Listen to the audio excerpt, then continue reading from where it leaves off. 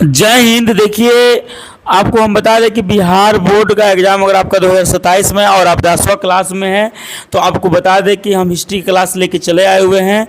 Chapter का नाम है, चैप्टर नंबर 2 है और आपको हम बता दें कि चैप्टर का नाम है समाजवाद एवं साम्यवाद, यानी समाजवाद एवं साम्यवाद के बारे में चैप्टर नंबर 2 है। अगर आपका बिहार बोर्ड का एग्ज़ाम अगर आप 2027 में देना चाहते हैं तो ये आपके लिए बहुत ही महत्वपूर्ण वीडियो हो सकता है। आपको बता दें कि अगर बिहार बोर्ड के एग्ज़ाम में हिस्ट्री से अगर 2 नंबर चैप्टर से एक भी क्वेश्चन अगर आपको आ जाएगा बिहार बोर्ड में तो समझिए कि यहाँ से अलग आ ही नहीं सकता है। पूरा निचोड़ जो है आपको इसी वीडियो में देखने को मिलेगा। तो चलिए हम लोग शुरुआत करते हैं बिना टाइम को व्यर्थ किए। चलिए हम लोग शुरू करते हैं।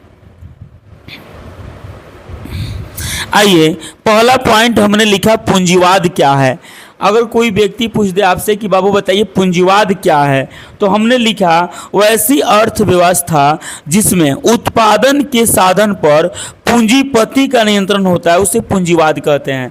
कहने का मतलब है कि वैसी अर्थव्यवस्था जिसमें उत्पादन के साधन पर पूंजीपतियों का अधिकार होता है, यानी पूंजीपतियों का नियंत्रण होता है, उसे क्या कहते हैं? पूंजीवाद कहते हैं। आगे समझ में, यानी उत्पादन के साधन पर अगर पूंजीपति लोग का अधिकार हो जाएगा बाबू तो उससे हम लोग क्या कहेंगे? पूंजीवाद कहेंगे।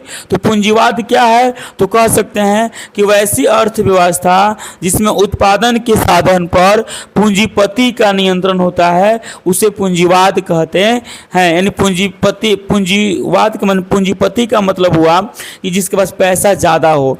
मान लीजिए कि हमारे पास पैसा ज़्यादा है तो हम पूंजीपति कहलाएंगे। तो वैसी अर्थव्यवस्था जिसमें उत्पादन के साधन पर पूंजीपति का नियंत्रण होता है उससे हम लोग क्या कहते हैं बाबू? तो पूंजीवाद कहते हैं। चलो फिर हम लोग चलते हैं आगे। हम लोग देखना है समाजवाद क्या है। अगर कोई व्यक्ति बाबू पूछ दे आपसे कि बताइए समाजवाद क्या है या आप समाजवाद से क्या समझते हैं, तो देखिए हमने लिखा क्या, वैसी अर्थव्यवस्था जिसमें उत्पादन के साधन पर सरकार का नियंत्रण होता है उसे समाजवाद कहते हैं। कहने का मतलब है कि वैसी अर्थव्यवस्था को हम कहते हैं जिसे उत्पादन के साधन पर किसका अधिकार हो? सरकार का अधिकार होता है, उससे हम लोग क्या कहते हैं? उसे हम लोग कहते हैं समाजवाद। आपको अभी मैंने बताया कि अगर उत्पादन के साधन पर पूंजीपति का अधिकार होता है, किसी निजी व्यक्ति का अधिकार होता है, तो उसे हम लोग पूंजीवाद कहते हैं। उत्पादन के साधन पर अगर सरकार का अधिकार होगा बाबू, सरकार का अधिकार होगा, तो उससे हम लोग क्या कहेंगे? तो समाजवाद कहेंगे। अगर उत्पादन के साधन पर अगर किसका अधिकार हो जी, तो सरकार का अगर अधिकार हो जाता है तो उसी को हम लोग क्या कहते हैं बाबू? समाजवाद कहते हैं। अगला पॉइंट देखिए हमने क्या लिखा, समाजवाद का उदय 18वीं शताब्दी में औद्योगिक क्रांति के फलस्वरूप हुआ। अगर व्यक्ति बाबू हम आपसे पूछ दें कि बाबू बताइए कि समाजवाद का उदय कब हुआ था, तो कह सकते हैं 18वीं शताब्दी में हुआ था। समाजवाद का उदय कब हुआ था? तो 18वीं शताब्दी में हुआ था। किसके लिए? तो औद्योगिक क्रांति के फलस्वरूप, यानी नए नए औजारों, नए नए मशीनों का निर्माण कराना, कंपनियों का आगमन, इस सभी का जो है 18वीं शताब्दी में औद्योगिक क्रांति की शुरुआत हुआ था। चलिए हम लोग आगे चलते हैं। आइए, अगला हमने लिखा साम्यवाद क्या है। साम्यवाद क्या है? अगर क्वेश्चन आपसे बिहार बोर्ड में पूछ देगा कि बताइए साम्यवाद क्या है, तो देखिए मैंने क्या लिखा, वैसी अर्थव्यवस्था जिसमें उत्पादन के साधन पर सभी लोगों का अधिकार हो उसे साम्यवाद कहते हैं। कहने का मतलब है कि साम्यवाद क्या है? साम्यवाद क्या है? तो कह सकते हैं कि वैसी अर्थव्यवस्था जिसमें उत्पादन के साधन पर, वैसी अर्थव्यवस्था जिसमें उत्पादन के साधन पर सभी लोगों का अधिकार हो। तो वैसी अर्थव्यवस्था जिसमें उत्पादन के साधन पर सभी लोगों का अधिकार होता है उसे हम क्या कहते हैं बाबू? तो उसे हम लोग साम्यवाद कहते हैं। अगला पॉइंट देखिए बाबू हमने क्या लिखा, औद्योगिक क्रांति के बाद आर्थिक दृष्टि से समाज को दो वर्ग में विभाजित किया गया है। कहने का मतलब है औद्योगिक क्रांति को देखते हुए आर्थिक दृष्टि से समाज को दो भागों में बांटा गया है। तो आपसे हम कह दें कि बताइए बाबू, औद्योगिक क्रांति को देखते हुए समाज को कितने भागों में बांटा गया है? तो आप कह सकते हैं दो भागों में बांटा गया है। तो औद्योगिक क्रांति को देखते हुए या आर्थिक दृष्टि को देखते हुए समाज को कितने भागों में बांटा गया है? तो आप कह सकते हैं दो भागों में बांटा गया है। पहला होता है पूंजीवाद वर्ग। पूंजीवाद वर्ग का मतलब होता है बाबू जिनके पास पैसा अधिक मात्रा में होता है। श्रमिक वर्ग जो मजदूर होते हैं, मान लीजिए कोई मजदूरी उजूरी कर रहा है तो उसको हम लोग श्रमिक वर्ग कहते हैं। इस दुनिया में देखिएगा, आपको हम एक बात बता रहे हैं बाबू, आप रियल बात बता रहे हैं, दुनिया का अपने हिसाब से हम बता रहे हैं। हमने इस दुनिया को भी देखा है। इस दुनिया में अगर बात किया जाए ना तो इस दुनिया में देखिएगा दो ही धर्म होता है, एक अमीरी और गरीबी। तो अमीर जो लोग होते हैं उन लोग हम लोग का किस में आते हैं जी? पूंजीवाद वर्ग में आते हैं। और जो लोग गरीब होते हैं वो लोग किस वर्ग में आते हैं बाबू? तो श्रमिक वर्ग में आते हैं। चलिए हम लोग आगे चलते हैं। देखिए अगला पॉइंट मैंने क्या लिखा, समाजवाद के प्रमुख विचारक। यानी कहने का मतलब है कि समाजवाद को किन्होंने सपोर्ट किया, समाजवाद को किन्होंने प्रसार किया, समाजवाद के विचार रखने वाले कौन लोग थे, उनके बारे में हम लोग थोड़ा सा देख लेते हैं। समाजवाद के विचारक कौन थे? पहले में सेंट साइमन, उसके बाद Fourier, Louis Blanc, Robert Owen, Karl Marx, Engels. ये जितने भी आपका नाम हम बताए हैं ये सभी लोग जो है समाजवाद की विचारधारा के रखने वाले लोग थे। ये जितने भी आपको हम बता रहे हैं जैसे सेंट साइमन हो गए, फोरियर हो गए, Louis Blanc, Robert Owen, Karl Marx, Engels होता है। एंगेल्स जो है ये सभी लोग जो है समाजवाद के विचार रखने वाले लोग थे। चलिए आगे हम लोग चलते हैं। अगला पॉइंट देखिए हमने क्या लिखा, आधुनिक समाजवाद का विभाजन। हम लोग देखते हैं कि आधुनिक समाजवाद का विभाजन कैसे किया गया। अगर आपसे कोई व्यक्ति कोई क्वेश्चन आ जाएगा कि बताइए आधुनिक समाजवाद का विभाजन कैसे हुआ, तो आपको बताना तो पड़ेगा। तो चलिए हम लोग देखते हैं कि आधुनिक समाजवाद जो था इसका विभाजन जो है बाबू कैसे हुआ था। तो चलिए हमने पहला पॉइंट देखिए क्या लिखा, आधुनिक समाजवाद का विभाजन दो चरणों में किया जाता है। अगर बाबू हमसे आपसे पूछ दें कि बताइए आधुनिक समाजवाद का विभाजन कितने चरणों में किया जाता है, तो आप कहिएगा कि आधुनिक समाजवाद का विभाजन दो चरणों में किया जाता है। पहला क्या है जी? तो यूटोपियन समाजवाद। पहला क्या होता है? यूटोपियन समाजवाद। इसमें हमने लिखा कार्ल मार्क्स के पूर्व, यानी कार्ल मार्क्स के पूर्व का मतलब है कार्ल मार्क्स के पहले के समाजवाद को यूटोपियन समाजवाद कहते हैं।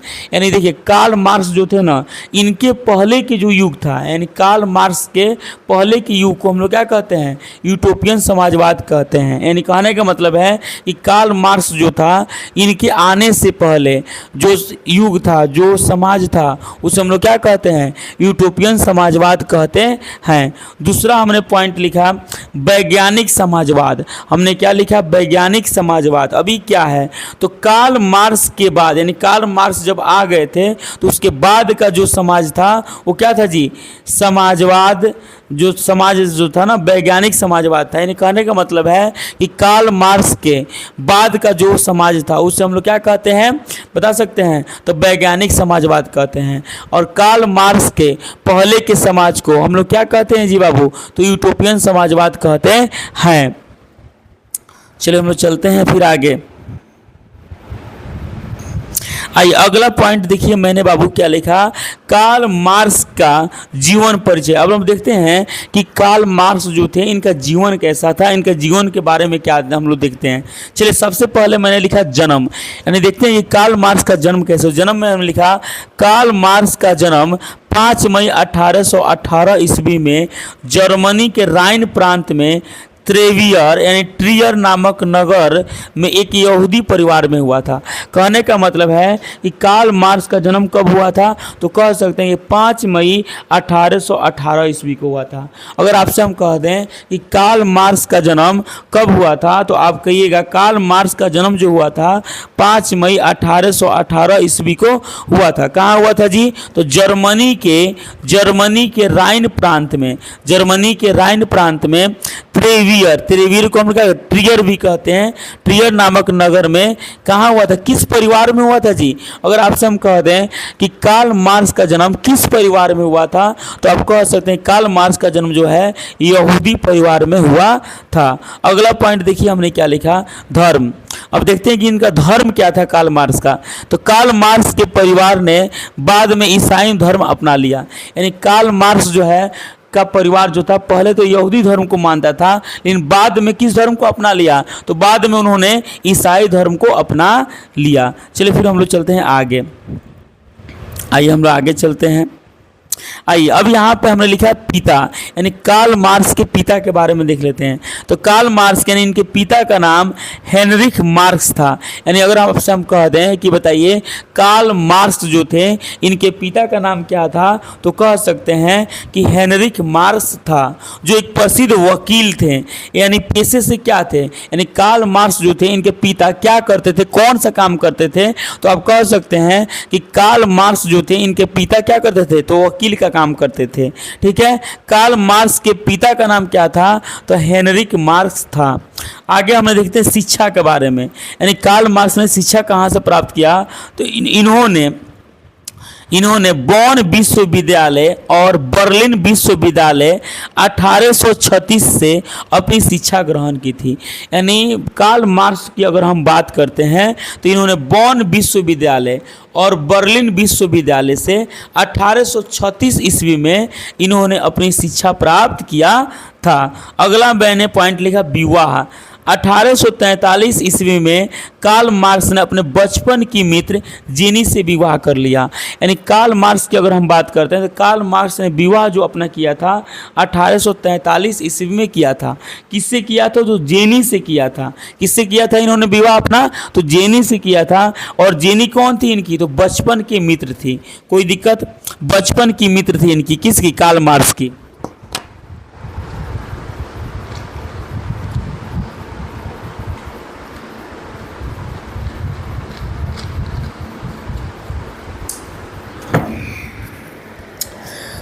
चलिए फिर से हम लोग आगे चलते हैं।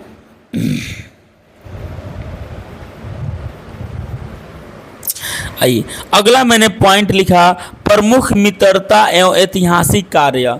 हम लोग देखते हैं कि प्रमुख मित्रता की बात करते हैं, मित्र मतलब ऐतिहासिक कार्य कौन कौन थे।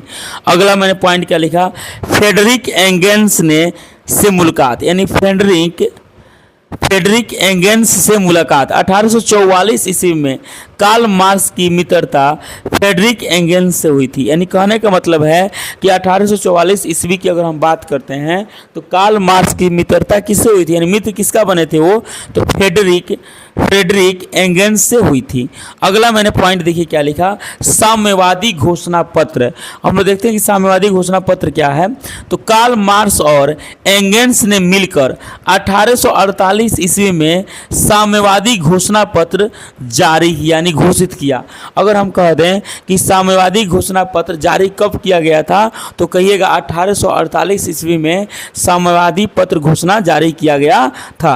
यानी किन्होंने कौन कौन किए थे, तो कार्ल मार्क्स और एंगेल्स ने मिलकर के साम्यवादी घोषणा पत्र क्या किया था, जारी किए थे लोग। कोई दिक्कत। अगला पॉइंट देखिए हमने क्या लिखा, विशेष उपाधि, कार्ल मार्क्स को आधुनिक समाजवाद का जनक कहा जाता है। अब कहने का मतलब है कि आधुनिक समाजवाद का जनक किसे कहा जाता है।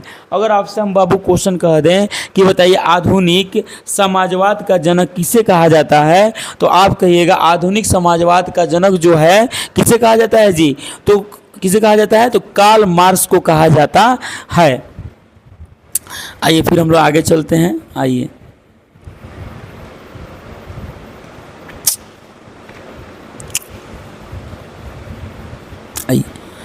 यहाँ पे देखिए अगला पॉइंट मैंने देखिए क्या लिखा, कार्ल मार्क्स की पुस्तक। हमने लिखा कार्ल मार्क्स ने 1867 ईस्वी में दास कैपिटल नामक पुस्तक की रचना की, जिसे समाजवादियों का बाइबिल कहा जाता है।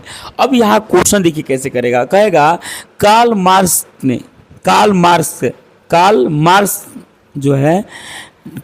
जो है अपनी पुस्तक दास कैपिटल नामक पुस्तक की जो रचना किया गया था, कब किया गया था? अगर आपसे हम कह दें कि दास कैपिटल नामक पुस्तक की रचना कब किया गया था, तो कहिएगा 1867 ईस्वी में किया गया था। किसके द्वारा किया गया था? तो कार्ल मार्क्स के द्वारा किया गया था। समाजवादियों को बाइबल, यानी समाजवादियों का बाइबल किसे कहा जाता है? समाजवादियों का बाइबल किसे कहा जाता है? तो आप कह सकते हैं दास कैपिटल को। यानी देखिएगा कार्ल मार्क्स ने 1867 ईस्वी में दास कैपिटल नामक पुस्तक की रचना की थी, जिसको हम क्या कहते हैं? जिसे हम कहते हैं समाजवादियों का बाइबल भी इसे कहा जाता है। तो दास कैपिटल नामक जो पुस्तक है बाबू, इसे हम समाजवादियों का बाइबल भी कहते हैं। इसकी रचना 1867 ईस्वी में किया गया था। किसके द्वारा? तो कार्ल मार्क्स के द्वारा किया गया था। आइए अब हम चलते हैं हम लोग आगे, ठीक है। आइए अगला पॉइंट मैंने देखा द्वितीय अंतर्राष्ट्रीय संघ निर्माण। हमने क्या लिखा हेडलाइन? तो द्वितीय अंतर्राष्ट्रीय संघ निर्माण के बारे में थोड़ा सा हम लोग देख लेते हैं। अगला मैंने पॉइंट देखिए क्या लिखा, अंतर्राष्ट्रीय मजदूर संघ वारिस वाले कुसेल में स्थापित किया गया। कहने का मतलब है कि अंतर्राष्ट्रीय मजदूर की अगर हम बात करते हैं, संघ वारिस वाले जो कुसेल जो है ये कब स्थापित किया गया था? तो द्वितीय अंतर्राष्ट्रीय संघ निर्माण के द्वारा किया गया था। अगला पॉइंट देखिए हमने क्या लिखा, 1 मई को मजदूर दिवस के रूप में मनाया जाता है। तो आपसे अगर हम आपसे पूछ दें कि बताइए मजदूर दिवस कब मनाया जाता है, अगर हम आपसे पूछें कि बताइए मजदूर दिवस कब मनाया जाता है, तो आप कहिएगा कि मजदूर दिवस जो है 1 मई को मनाया जाता है। चलिए फिर हम लोग चलते हैं आगे।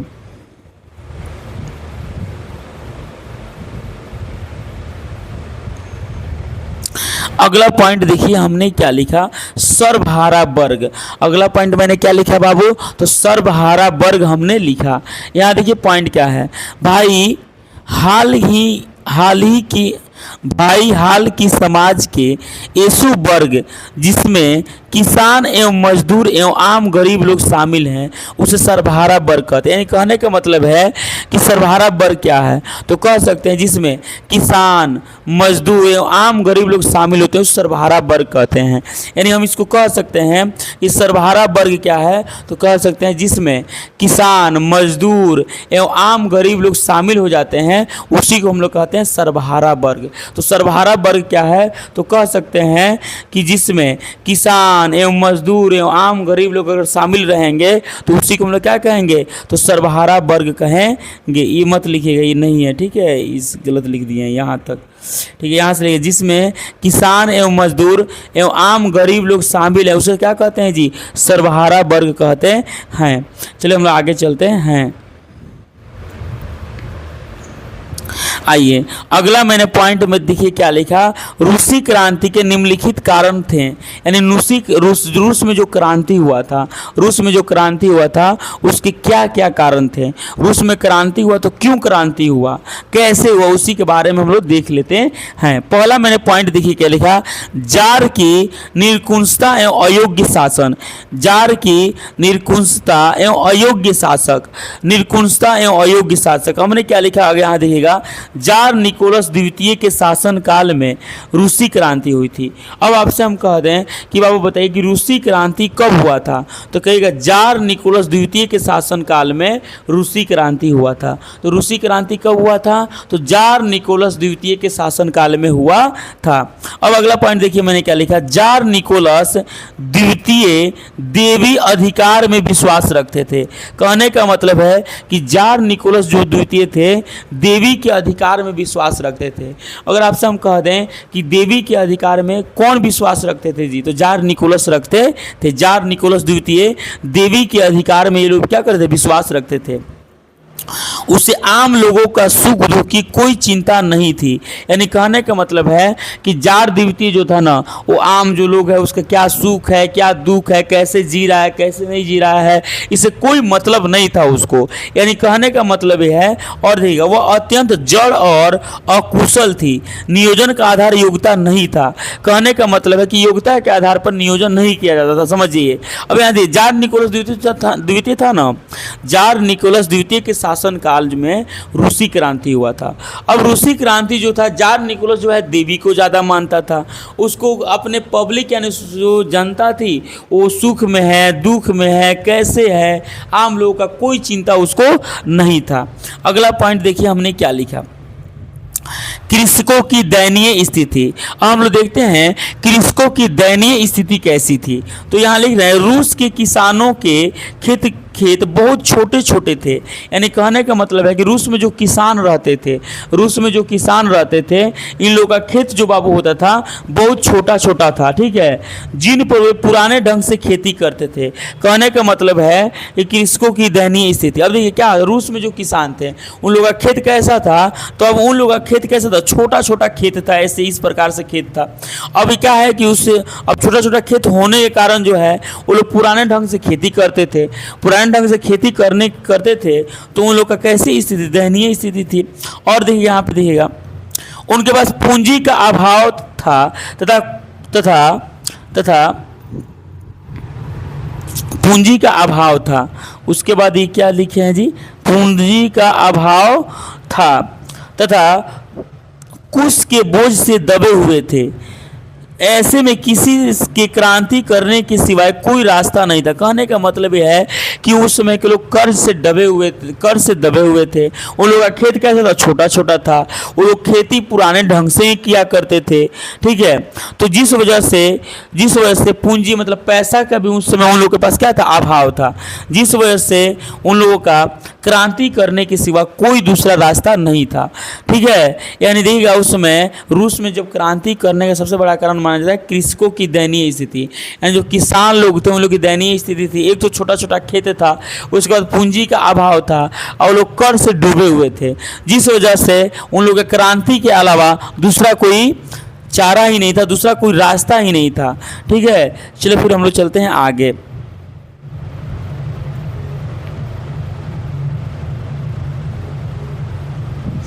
आइए अगला मैंने पॉइंट देखिए क्या लिखा, मजदूरों की दैनिक स्थिति। हम देखते हैं कि उस समय जो मजदूर लोग थे उन लोगों की कैसी स्थिति थी। तो मजदूरों की दैनिक स्थिति, ठीक है, यहाँ रूस में मजदूरों की दैनिक स्थिति में उन्हें अधिक काम करना पड़ता था तथा उनकी मजदूरी काफ़ी कम थी। कहने का मतलब है कि रूस में जो है मजदूरों की दैनिक स्थिति को भी देखा गया। उस समय क्या था कि रूस में मजदूरों की दैनिक स्थिति थी, उसकी क्या करना था कि काम ज़्यादा करवाया जाता था और उन्हें जो माना मजदूरी कम दिया जाता। अब आप ही बताइए कि आपसे हम काम ज़्यादा करवाएं और आपको मजदूरी कम देते, क्या आप करिएगा? तो रूस में यही सबसे प्रॉब्लम देखा गया है। रूस में जो मजदूरों का दैनिक स्थिति का सबसे बड़ा कारण माना जाता है कि उन लोग क्या था, मजदूर काम उस समय क्या करता था कि वो लोग काम ज़्यादा करवाया जाता था। अब पैसा जो है मजदूरी जो था बहुत क्या था, कम था।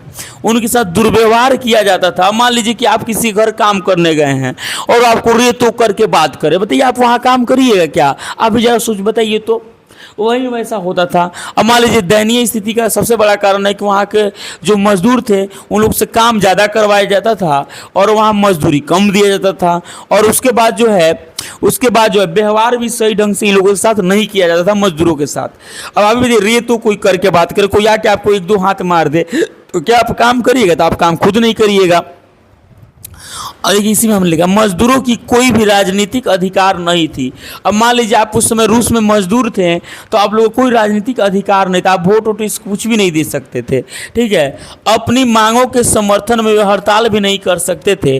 कहने का मतलब है कि रूस में जो मजदूर लोग थे वो अब हड़ताल भी नहीं कर सकते थे। मांग जो भी उनका था उसके लिए वो हड़ताल नहीं कर सकते थे। देखिए कितना राजनीतिक अधिकार उन लोगों के पास थोड़ा सा भी नहीं, इतना वोट दे सकते हैं न वो लोग मांग कोई कर सकते हैं। बताइए इतना दयनीय स्थिति था उन लोगों का। आप भी जरा सोचिए कि आप उसको है ज़्यादा काम करवाएं, फिर उसके बाद आपको पैसा भी कम दें, साथ में आपके साथ दुर्व्यवहार भी हम करना शुरू कर दें। उसके साथ जो आपको सरकार क्या करे कि आपको क्या करे, मतलब समर्थन। कहने का मतलब है कि आपको सरकार राजनीतिक अधिकार छीन ले और आपको क्या कर दे, अपने मांग को समर्थन में यानी मांग के आंदोलन के लिए, क्रांति के लिए आप मांग भी नहीं सकते, ये अधिकार आपको प्राप्ति ना हो तो क्या करिएगा आप? इस क्रांति के अलावा कोई दूसरा काम ही नहीं है आपके पास। फिर आगे देखते हैं हम लोग। फिर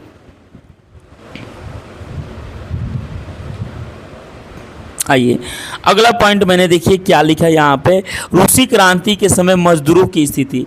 अब रूस में जब क्रांति हुआ तो उस समय मजदूरों की क्या स्थिति रही है उसको थोड़ा सा हम लोग देख लेते हैं। हाँ देखिए मैंने क्या लिखा, रूसी क्रांति के समय मजदूरों की क्या स्थिति थी, ऐसे क्वेश्चन पूछता है। कभी कोई पूछ देगा कि बताइए रूसी क्रांति के समय, रूसी क्रांति के समय मजदूरों की क्या स्थिति थी, तो आपको बताना तो पड़ेगा ना जी। तो मैंने क्या लिखा, देखिए मजदूरों की दैनिक स्थिति की कमी थी, यानी उस समय मजदूर की दैनिक स्थिति में बहुत ज़्यादा कमी थी। ठीक है, उसके बाद क्या था, दूसरा पॉइंट मैंने लिखा अधिक काम और कम पैसा। अब मान लीजिए आपसे बहुत ज़्यादा हम काम करवाएं और आपको पैसा कम दे, तो क्या आप काम करना पसंद करिएगा? बिल्कुल नहीं करिएगा। तीसरा पॉइंट देखिए मैंने क्या लिखा, उनके साथ दुर्व्यवहार किया जाता था। कहने का मतलब यह है कि रूस में जब क्रांति हुआ, जो मजदूर लोग थे उन लोगों के साथ दुर्व्यवहार किया जाता था, सही से व्यवहार नहीं किया जाता था। ठीक है, कोई दिक्कत। और पॉइंट देखिए अगला मैंने क्या लिखा, इस समय मजदूरों की कोई राजनीतिक अधिकार नहीं थी। यानी रूस के जो क्रांति का सबसे बड़ा कारण माना जाता है कि मजदूर जो लोग थे उन लोगों का कोई भी राजनीतिक अधिकार नहीं था, वो लोग कोई भी अधिकार नहीं मांग सकते थे। ठीक है, चलो फिर हम लोग चलते हैं आगे। आइए कहाँ गए जी, आइए यहाँ देखिए हमने क्या लिखा। अच्छा ये तो पढ़ा ही दिया, अभी तो पढ़ाए हैं जी। चलिए उसके बाद आइए अगला पॉइंट मैंने देखिए क्या लिखा, रूसी क्रांति के समय किसानों की स्थिति। अब देखते हैं कि रूस में जब क्रांति हुआ तो उस समय किसानों की क्या स्थिति रही होगी। रूस में क्रांति हुआ तो किसानों की क्या स्थिति थी उसको थोड़ा सा हम लोग देख लेते हैं। मैंने पॉइंट देखिए क्या लिखा, रूसी क्रांति के समय किसानों की क्या स्थिति थी। यानी क्वेश्चन पूछेगा कि रूसी क्रांति के समय किसानों की क्या स्थिति थी उसके बारे में बताइए। तो यहाँ मैंने पॉइंट देखिए क्या लिखा, उनके पास बहुत ही अति छोटे खेत थे। यानी कहने का मतलब है कि रूस में जब क्रांति हुआ तो उस समय किसानों के पास जो है बहुत छोटे खेत थे, पुराने ढंग से खेती करते थे। यानी रूस में रूस में जो लोग थे, वहाँ के किसान जो लोग थे वो लोग पुराने ढंग से ही खेती करते थे। और खेत उन लोगों का कैसा था, तो खेत छोटा छोटा देखने को मिला है। यानी उस समय उन लोगों के पास खेत कैसा था, तो छोटा छोटा खेत देखने को मिला है। अगला पॉइंट मैंने देखिए क्या लिखा, उनके पास पूंजी का अभाव था। कहने का मतलब है रूसी क्रांति के समय जो रूस के किसान लोग थे उन लोगों के पास पैसा ही नहीं था कि सही ढंग से खेती कर सकें। अगला पॉइंट मैंने देखिए, उनके ऊपर करों का बहुत बोझ था। कहने का मतलब है कि रूस में जो किसान थे उस समय उन लोगों के पास कर बहुत ज़्यादा था। कर मतलब क्या होता है, टैक्स। अब टैक्स का बहुत ज़्यादा बोझ हो गया था।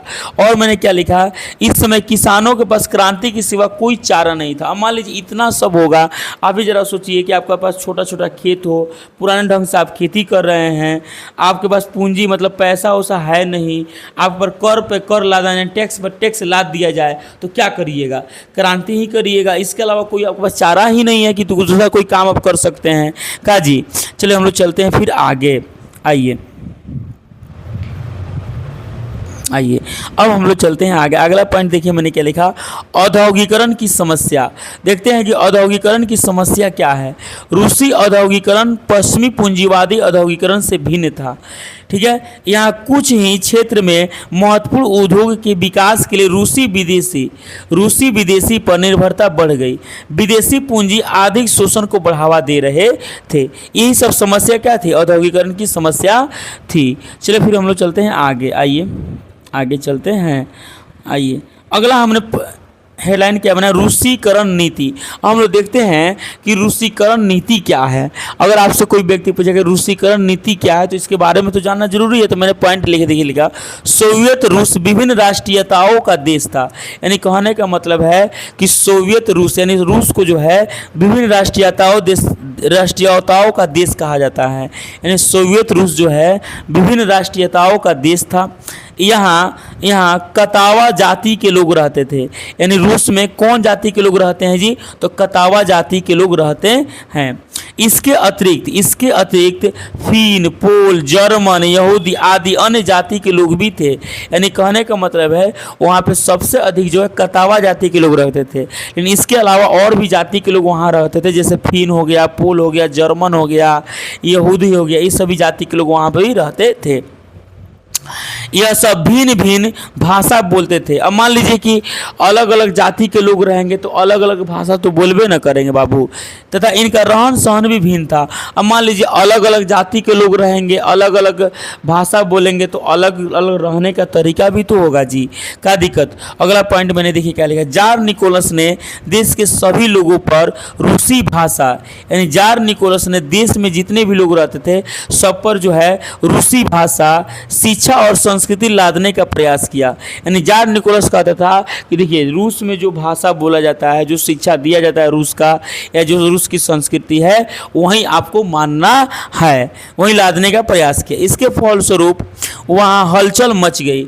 अभी इस सब लादने का प्रयास किया, जबरदस्ती किसी को आप धर्म परिवर्तन कराइए, यानी तुमको यही धर्म मानना है, यही शिक्षा लेना है, यही काम करना, तो क्या आप करिएगा? नहीं करिएगा।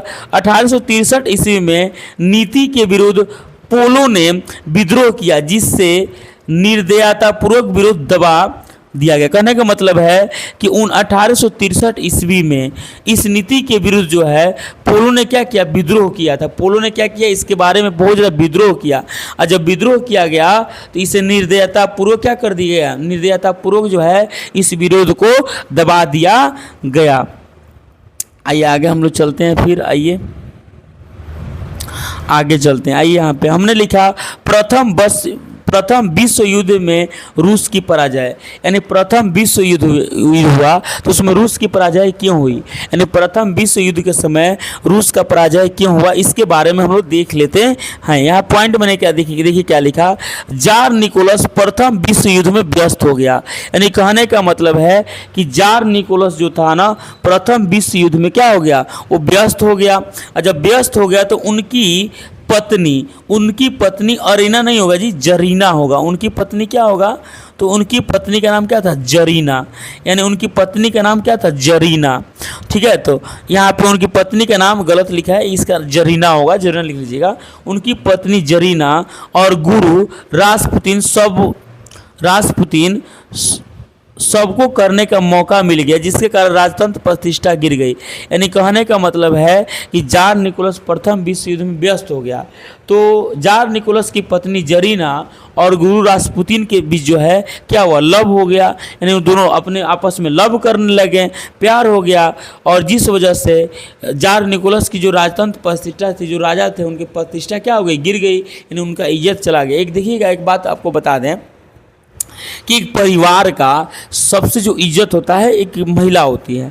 मान लीजिए कि आपकी शादी हो रही है और आपकी बीवी कहीं भाग जाए, तो बताइए क्या होगा? आपकी इज्जत चला जाएगा। वही हुआ, जार निकोलस चला गया युद्ध लड़ने के लिए, तो उसमें क्या हुआ? उसी समय क्या हुआ कि इनकी पत्नी जो जरीना थी, जो जार निकोलस के गुरु जी रासपुतीन थे, उनके साथ भाग गई, जिस वजह से क्या हुआ? जार निकोलस बेचारा क्या चीज़ में चला गया? बहुत ज़्यादा सैड मोमेंट हो गया, बहुत ज़्यादा डिप्रेशन में चला गया। ठीक है, जिसकी राजतंत्र प्रतिष्ठा क्या हो गई? वहीं से इसका गिर गया। ठीक है, चलिए हम लोग आगे चलते हैं। आइए यहाँ पे देखिएगा, अगला मैंने पॉइंट लिखा खूनी रविवार। अगर आपसे हम कह दें कि बाबू बताइए खूनी रविवार क्या है, तो देखिए हमने क्या लिखा, 1904 और 1905 के रूस जापान युद्ध में रूस के पराजय के कारण रूस में क्रांति हो गई।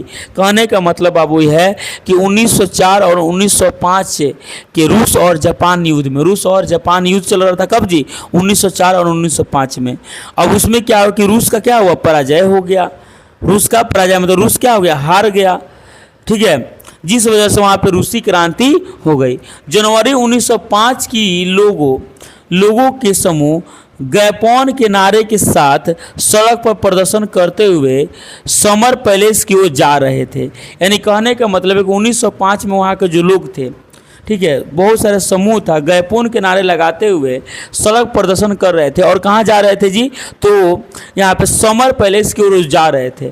परंतु जार की सेना हजारों लोगों को गोली मार दी। परंतु जार की सेना ने उस हजारों लोगों को क्या कर दी? वहीं पे गोली मार दी।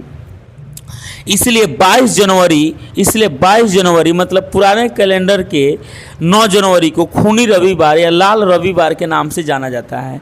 यानी 22 जनवरी की बात करें या 9 जनवरी, पुराने कैलेंडर के हिसाब से 9 जनवरी और नए कैलेंडर के हिसाब से 22 जनवरी को हम लोग खूनी रविवार या लाल रविवार के नाम से जानते हैं। देखिए और भी बहुत बड़ा चैप्टर है, तो हम यहीं पे आज का वीडियो रहने देते हैं। फिर मिलते हैं, हम लोग एक वीडियो और लेके आएंगे और उसमें आपको क्या करेंगे, पूरी तरह से इस चैप्टर को समाप्त कर देंगे।